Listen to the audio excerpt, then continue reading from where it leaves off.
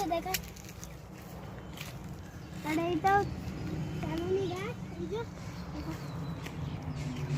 একটু জোর করে বল যাতে সবাই শুনতে পায় যখন ছাড়বো ভিডিওটা। এটা কি গাছ, এটা কি গাছ ঈশান?